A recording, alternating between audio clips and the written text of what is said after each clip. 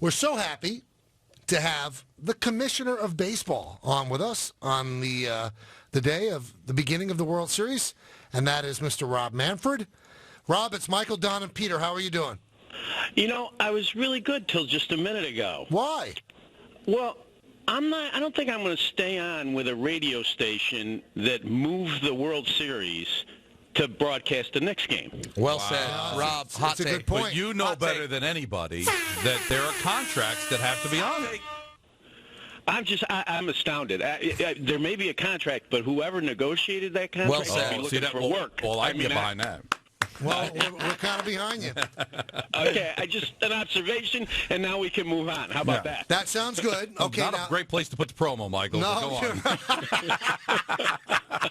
But we're going to have the best part of the game when Andrew Miller comes in. Anyway, this is the fact that it's the Cubs against the Indians shows that dreams do come true. And I know you'll never admit it, but you're probably in a conference room at MLB just hoping that the Cubs would make it, and here they are. And I think the world really cares about this World Series, Rob. Well, I feel the same way. You know, it's really interesting. You and I have talked before about how strong our game is locally. And one of the keys to holding our fans after their local team is out of the playoffs or doesn't make the playoffs is to have compelling storylines. And I think we're really fortunate. It's not just the Cubs. I mean, I think both the Cubs and the Indians are really compelling storylines. You think about it, it's heads we win, tails we win, because you're either going to have a city that gets a World Series champion for the first time in 68 years or in 108 years. Nothing to, turn your nose up at on either score. I mean, just a great story both directions.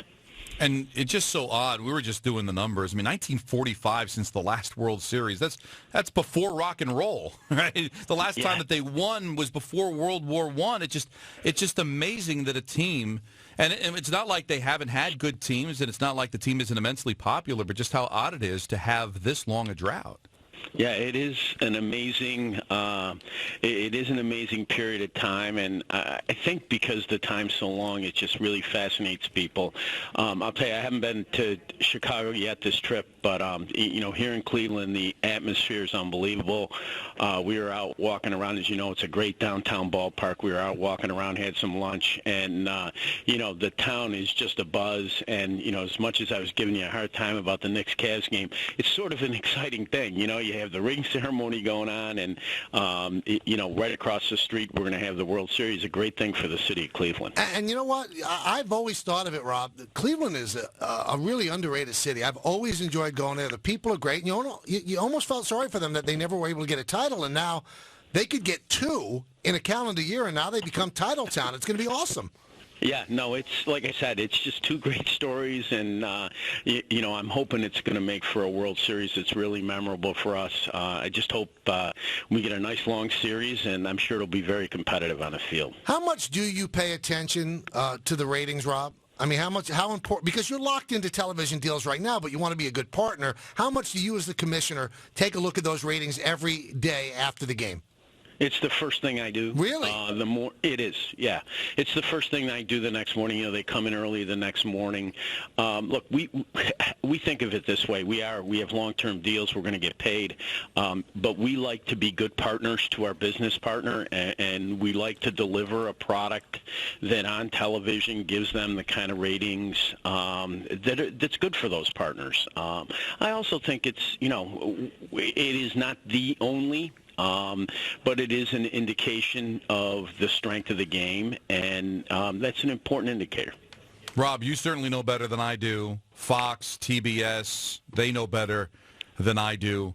But I believe that a last pitch of a game is more important than the first pitch.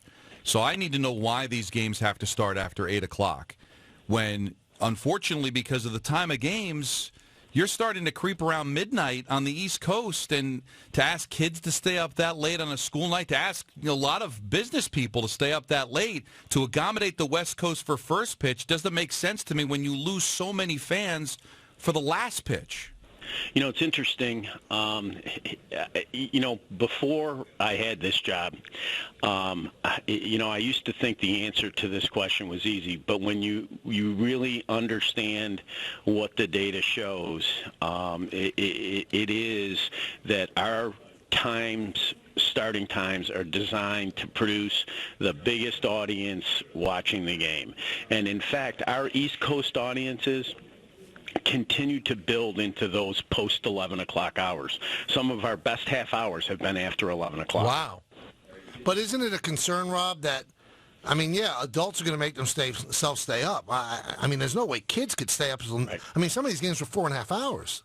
I agree. The kids' audience is the one piece that I do find to be a troubling issue. I mean, I remember, they used to let us, and I'm going to show you how old I am. I remember having a transistor radio in school. They used to let you listen with a little earpiece. If you were listening with one ear and trying to pay attention to the teacher with the other, they thought it was okay.